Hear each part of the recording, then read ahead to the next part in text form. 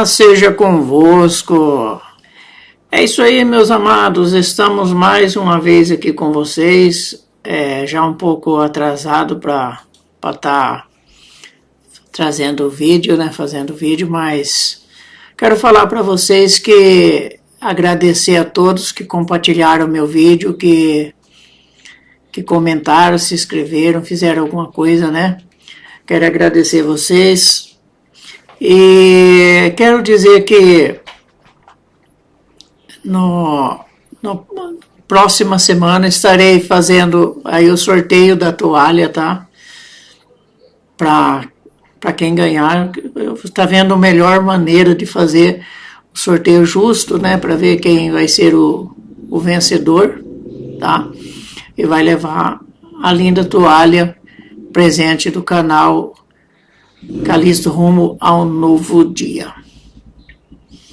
É isso aí, meus queridos. Então nós vamos dar continuidade ao nosso estudo aqui sem mais enrolação. Já deixa aí o seu joinha, tá?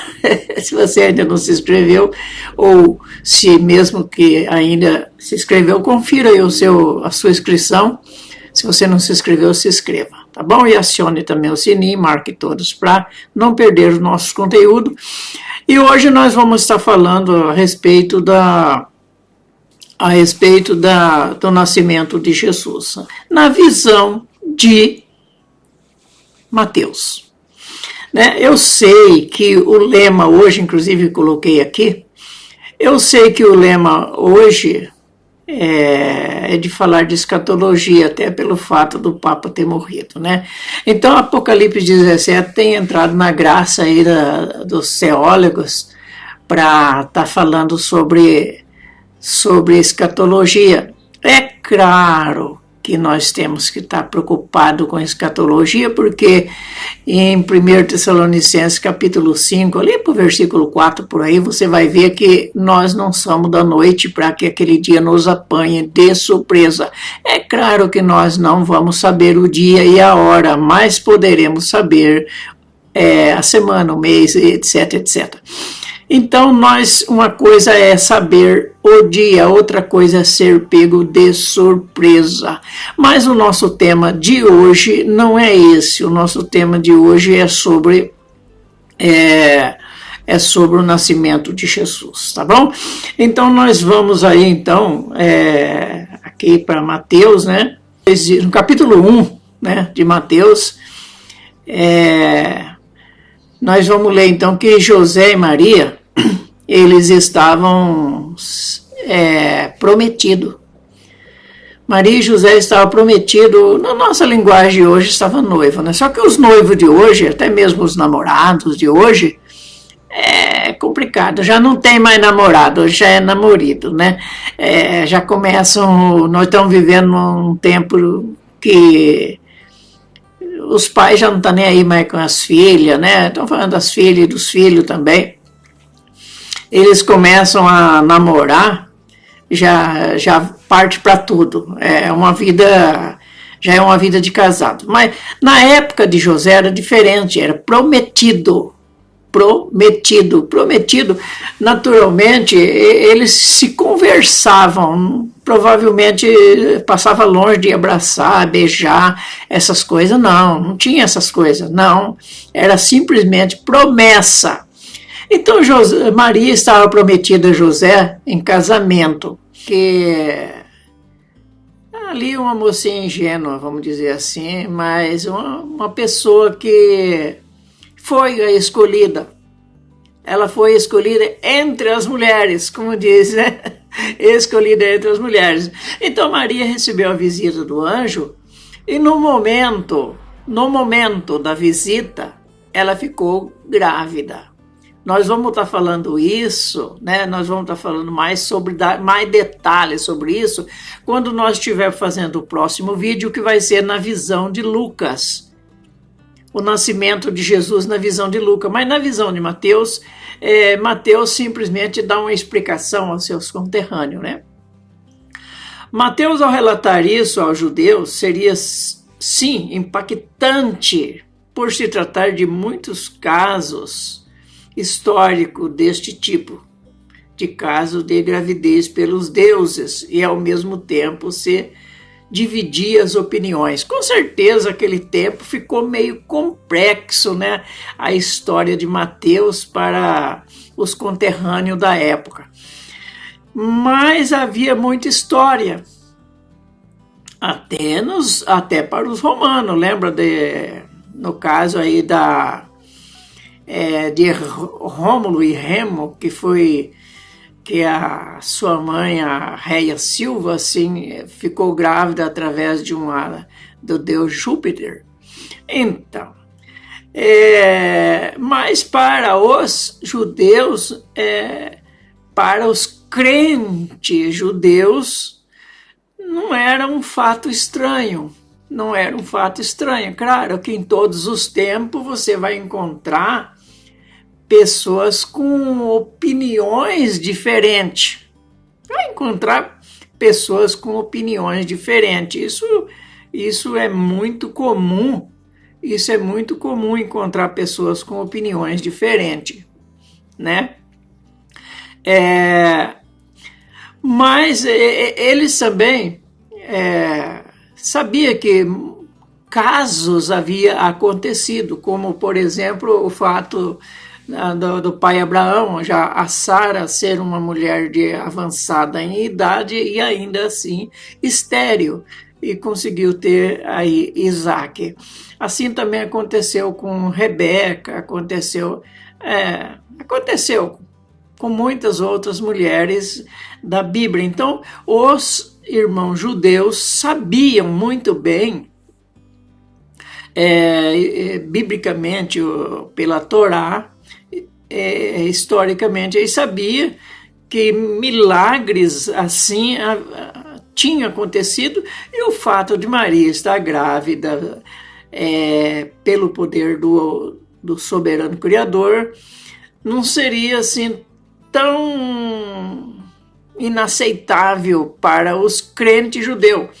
Mas tinha aqueles críticos, né? Aqueles críticos que falavam, será?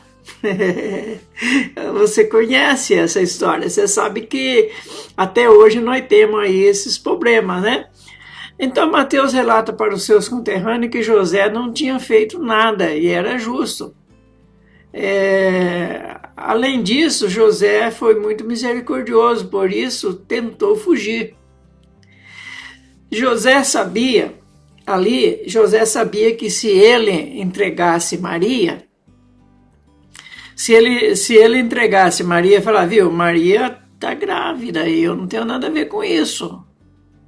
Aí eles iam colocar Maria, talvez colocasse Maria no canto da parede e Maria não tivesse uma explicação assim tão lógica. Então eles iam tentar, claro que Deus não ia permitir, mas eles iam tentar apedrejar Maria. José sabia que o fato de Maria estar grávida, como ele não tinha certeza de nada, eu imagino que José conversou com Maria, viu, Maria? O que está acontecendo? José, começou a contar a história. José falou, não acredito nisso, não, Maria. Eu não acredito nisso, não. Eu estou desconfiada que você aprontou.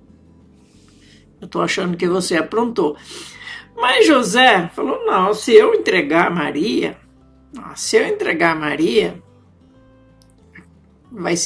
ela vai ser apedrejada. Com certeza Maria vai ser apedrejada.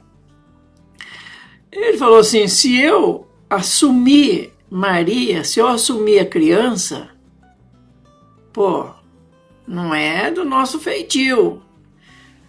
Se eu assumir a criança, na verdade, a maioria dos homens não aceitava a mulher se ela não fosse virgem. Imagina pegar uma criança que não é dele. Falou, não, esse chifrinho aí não vai cair legal para mim, não.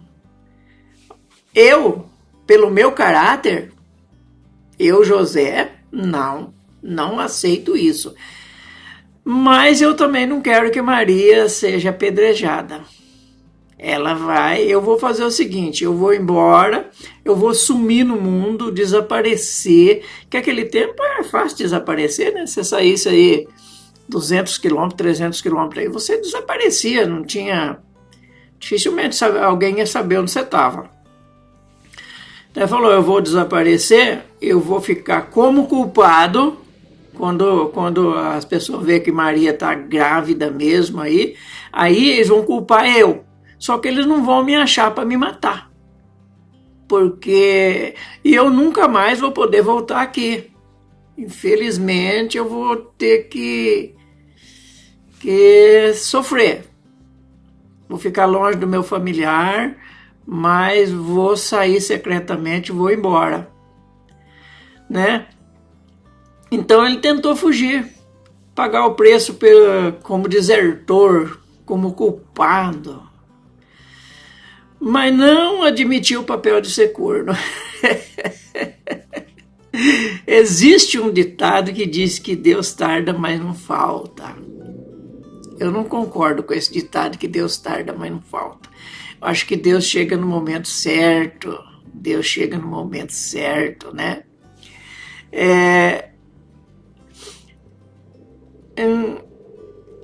Isso daí não é verdade, é mentira, né? Ele parece tardio. A Bíblia diz que Deus Deus não tarda, ele é longânimo. Até parece que Deus testa, ele prova, né? Deus prova os seus. Por que Deus não deixou José passar por um nervosismo desse, um vexame desse? Por que Deus não chegou mais antes, não enviou um anjo mais antes para conversar com José? José, olha, tal dia assim, há uma semana, um mês atrás, a gente visitou Maria e Maria está grávida, tá? Mas não temos a receber Maria não, porque o que está lá está dentro do projeto de Deus, tá? A pergunta é, por que Deus não falou antes ao José? Deixou ele passar essa raiva?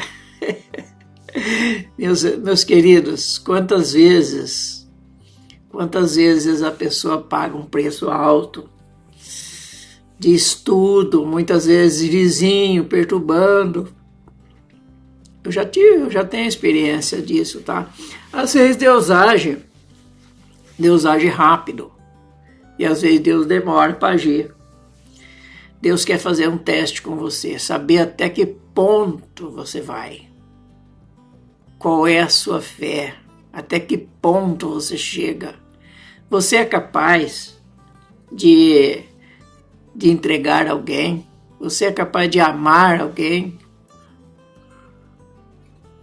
Rapaz, a barba está coçando. Quando Jesus diz que nós temos que amar até os nossos inimigos, amar o próximo como a ti mesmo. José amou Maria como a si mesmo. Ele falou, não, eu não quero que Maria seja apedrejada.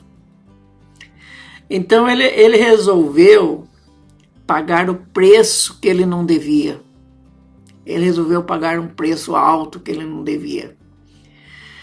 Por que Deus deixou ele passar essa raiva toda, né? Gente, é a forma que Deus usa para provar os seus e preparar para os dias do futuro. Nós precisamos ter raízes, estar enraizado para o futuro. Se José fosse mau, ele levaria a Maria ao ridículo e poderia ser ameaçada de apedrejamento. José ia cometer um erro. Ele ia cometer um erro contra Maria. Ele resolveu cometer um erro contra si próprio. Será que nós conseguimos ter esse raciocínio de José? Pagar um preço por uma dívida que não se deve? Então, se José entregasse Maria, levasse Maria ao ridículo, ela poderia entrar numa situação delicada. Mas quem ficou na situação delicada foi José. Ele ficou numa situação difícil. Se eu entrego Maria, ela vai ser apedrejada. Se eu não entrego Maria, de repente o apedrejado poderá ser eu. Ele ficou igual o caso da roupa na boca de vaca, né? Se você puxa, rasga. Se você deixa, ela engole, não tem o que fazer. Depois que a vaca colocou a roupa na boca, viu? A mulher que estende roupa em cerca de onde tem vaca sabe disso. Quando Mateus disse que era obra do Espírito Santo, os judeus sabiam e entendiam perfeitamente do que se tratava.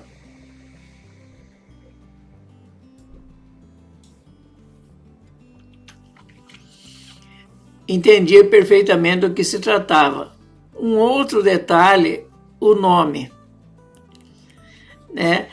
Mateus disse que até o nome fora dado por Deus. Isso já era familiar entre os judeus. Os judeus sabiam que, por exemplo, Isabel, logo ali há 6 meses atrás, Isabel, ela tinha...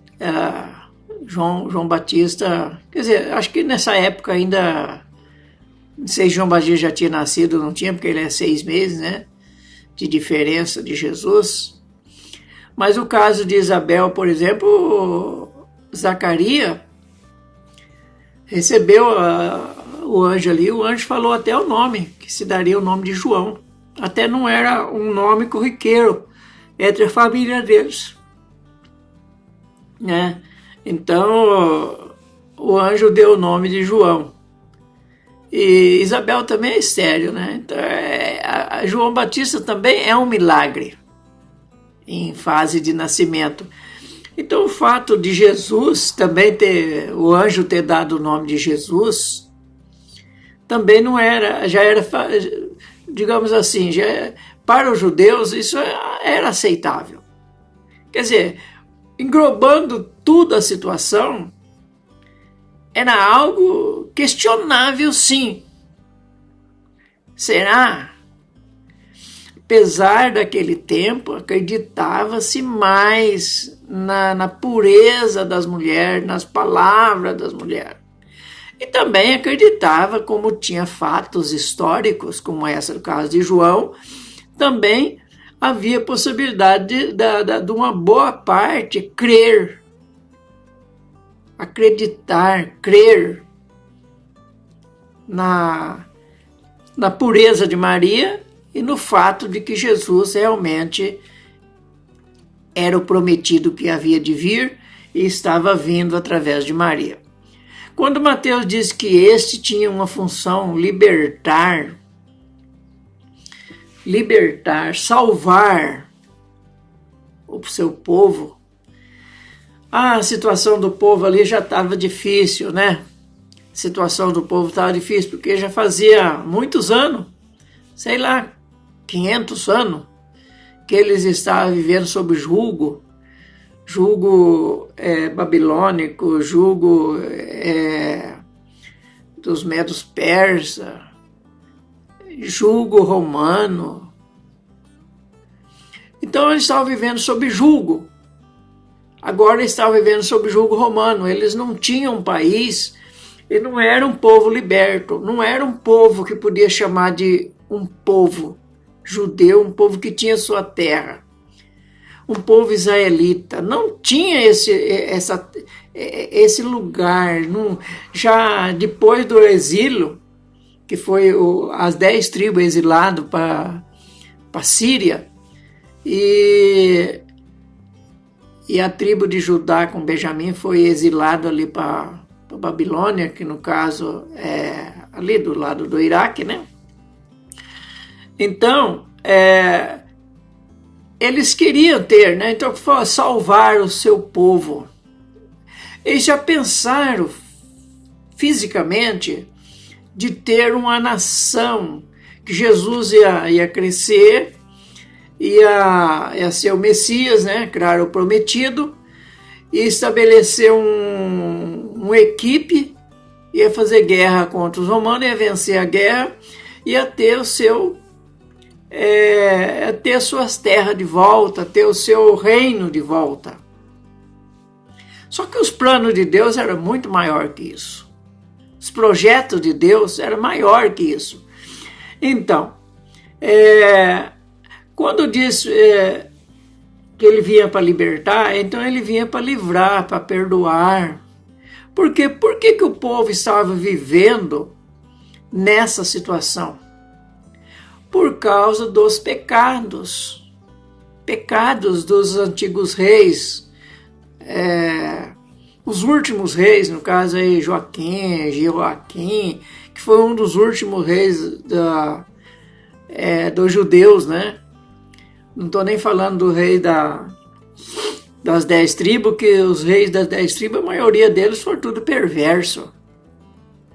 Mas estamos falando que todo o povo pecaram muito, viraram as costas para Deus. Eles estavam vivendo uma situação difícil. Mas aqui, além dessa situação que eles estavam vivendo sob julgo romano, tinha algo pior que isso. Algo muito pior que isso, que muitos nem sabiam. Eles estavam vivendo sob julgo de Satã. E era o ponto fundamental que Jesus veio para tirar, salvar. A princípio, Jesus, ao vencer na cruz, vencer a morte, ser ressuscitado, a partir de então Jesus libertou o povo do poder de Satanás. Hoje só vive no poder de Satanás quem quer. Só vive sob julgo satânico quem quer.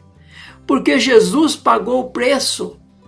E agora temos a liberdade de não ser mais escravo de Satanás. Temos a liberdade de não viver mais no reino satânico. Mas vivemos, claro, no reino dos homens. É o caso deles, vivia no reino de Roma. Vivia sob o poder de Roma. E essa liberdade, essa libertação, Jesus ainda não libertou. Ainda não libertou. Certo?